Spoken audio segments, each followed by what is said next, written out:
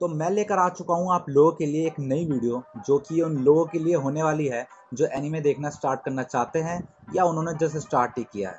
इसमें मैं बात करूँगा कुछ ऐसे टर्म्स को लेकर जिनसे अगर आप लोग शुरुआत में ही फेमिलियर हो जाओगे ना, तो आप लोगों को कभी भी आगे कन्फ्यूजन नहीं होगी जब कभी भी आप किसी भी एनीमे कम्युनिटी में बात कर रहे होगे। तो सबसे पहला और सबसे फेमस मैं स्टार्ट करना चाहूँगा वाइफू से। तो आप लोगों ने ये वर्ड कहीं ना कहीं, भले ही आप एनीमे देखते हो या नहीं, सुना तो ज़रूर होगा। और बाकी जिन्होंने सच में नहीं सुना ना यार, वो मुझे नीचे कमेंट करके ज़रूर बताना। खैर, आते हैं वाइफू पर। तो क्या आप लोगों ने कभी सोचा है कि इस वर्ड की शुरुआत कहाँ से हुई? नहीं ना, कोई बात नहीं, तुम्हारा एनीमे भाई किस लिए बैठा है मैं बताऊंगा। तो इस वर्ड की शुरुआत 2002 में एक एनीमे के आने से हुई थी जिसका नाम था अजुमांगा दायो। उसमें टर्म सबसे पहली बार इस्तेमाल की गई थी। なんだ女の人の写真綺麗な人やな誰 माई वाइफ। ये ज़्यादा कुछ नहीं है बल्कि वाइफ का जापानीज एक्सेंट है, और ये आपको काफ़ी एनीमे में देखने को मिल जाएगा। जैसे thank you so much best friend का कुछ ऐसा होगा। Thank you so much best friend. तो जैसा कि आप लोगों ने देखा कि कैसे वाइफ का अब वाइफू बन चुका है, जो कि सिर्फ एनीमे के फैंस द्वारा ही नहीं बल्कि और भी कम्युनिटी के फैंस इस टर्म का इस्तेमाल कर रहे हैं उस कैरेक्टर को अपना लव इंटरेस्ट जताते हुए। अब बात करते हैं मांगा की। इससे आप ऐसे समझ सकते हो कि जापानीज कॉमिक्स को मांगा कहा जाता है।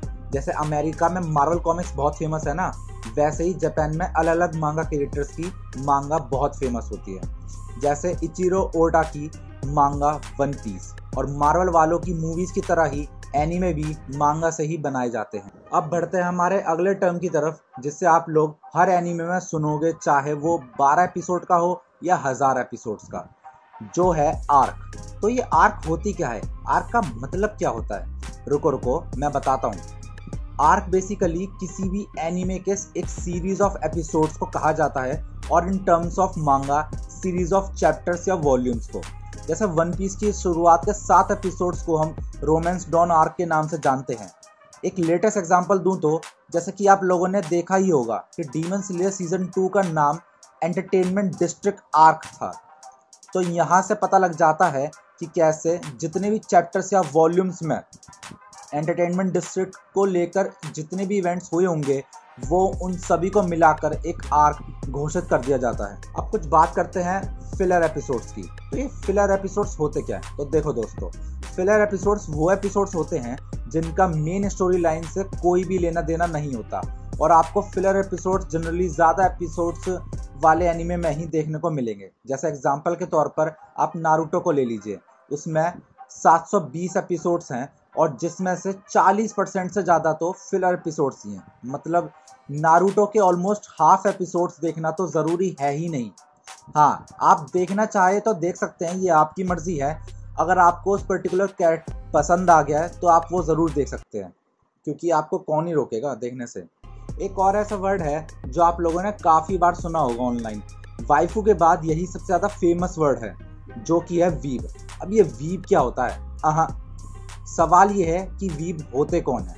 इससे पहले कि मैं आप लोगों को ये बताऊं कि वीब होते कौन है, तो ये जानने के लिए हमें पहले ये जानना पड़ेगा कि ओताकू कौन होते हैं और इसका मतलब क्या होता है। तो देखो, जापान में ना ओताकू हर वो इंसान है जो अपनी हॉबी से ऑब्सेस्ड है, और ये किसी भी चीज़ को लेकर हो सकता है। ज़रूरी नहीं है कि वो जापानीज इंसान सिर्फ एनीमे या मांगा से ही ऑब्सेस्ड हो। Otaku is basically of what they call in English geek और नर्ड। और वक्त रहते ये ओताकू वर्ड सिर्फ एनीमे या मांगा से ऑब्सेस्ड लोगों के साथ ज़्यादा जुड़ता चला गया। अब वापस आते हैं वीब पर। तो वीब भी ऑलमोस्ट ओताकू जितना ही सिमिलर है, बस इन दोनों में ये माइनर सा डिफरेंस है कि जैसे जापान में जिन्हें एनीमे या मांगा पसंद होते हैं तो उन्हें ओताकू ने नाम दे दिया गया है, और वहीं अगर कोई नेटिव इंग्लिश स्पीकिंग कंट्रीज़ में एनीमे या मांगा को पसंद करता है तो उन्हें वीब का नाम दे दिया गया है। अच्छा, तो अब मैं आप लोगों को ये बताने जा रहा हूँ जो शायद आपको किसी ने ना बताया हो, कि जापान में एक चीज़ है जिसका बहुत ही ध्यान दिया जाता है, और वो है रिस्पेक्ट। और इसी के चलते वहाँ पर जब आप जिस किसी भी उम्र के इंसान से बात करोगे तो आपको कुछ पर्टिकुलर वर्ड्स का इस्तेमाल करना होगा, जैसे सा, कुं, चा, सामा, सेंसे और सेनपाई, ये सभी वर्ड्स आपको कॉमनली एनीमे में देखने को मिलेंगे। तो एक एक करके इनके मतलब समझते हैं। सबसे पहला लेते हैं सा। सा हम उन लोगों के लिए लगाते हैं एक जनरल तौर पर जो हमसे बड़े होते हैं उम्र में। को हम उनके लिए इस्तेमाल करते हैं जो जनरली सेम एज के होते हैं और इसका ज़्यादातर इस्तेमाल लड़के करते हैं। और चा अपने से छोटे के लिए लगाया जाता है और इसका ज़्यादातर इस्तेमाल लड़कियां और लवर्स करते हैं। ये तो होगा एक नॉर्मल लेवल पर रिस्पेक्ट देने वाले। अब बात करते हैं प्रोफेशनल लेवल पर रिस्पेक्ट देने वाले वर्ड्स की, जिनमें से सबसे पहला है सामा।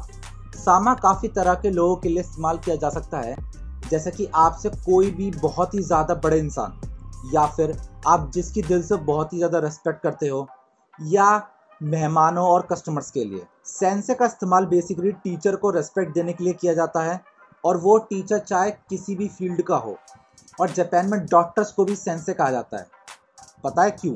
क्योंकि जापान में सेंसे उन लोगों को भी कहते हैं जो अपनी फील्ड के एक्सपर्ट होते हैं। और अब आखिरी सेनपाई।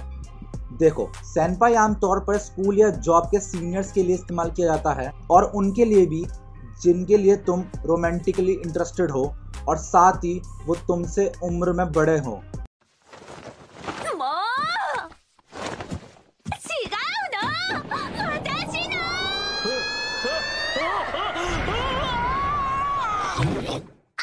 तो जैसा कि अभी आपने देखा, इसमें कुछ ऐसी चीज़ें थी जिनकी ज़रूरत नहीं थी, पर वो तब भी उसमें मौजूद थी, जो कि फैंस की डिमांड पर ये किया जाता है, और इसी को बोला जाता है फैन सर्विस। अगर मैं और आसान शब्दों में बताऊं तो एनीमे में बेवजह किसी भी इरोटिक सीन्स को डालना उसे फैन सर्विस कहा जाता है। एनीमे में सिर्फ ऐसा ही नहीं होता है कि मेन सीरीज आ गई और ख़त्म।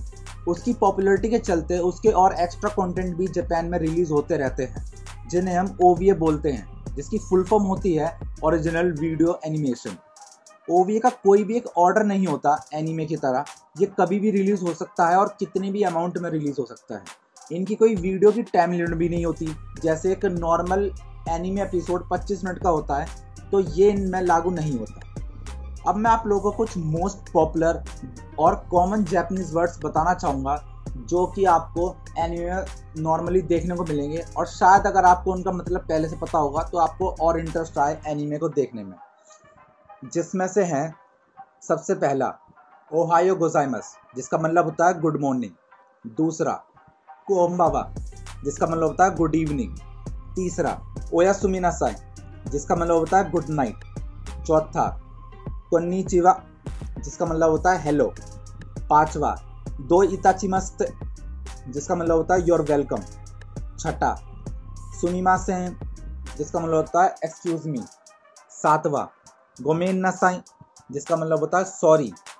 अगला बाका, जिसका मतलब होता है नॉर्मली सिली या फिर इडियट। अगला है कवाई, कवाई का मतलब होता है एडोरेबल या फिर क्यूट।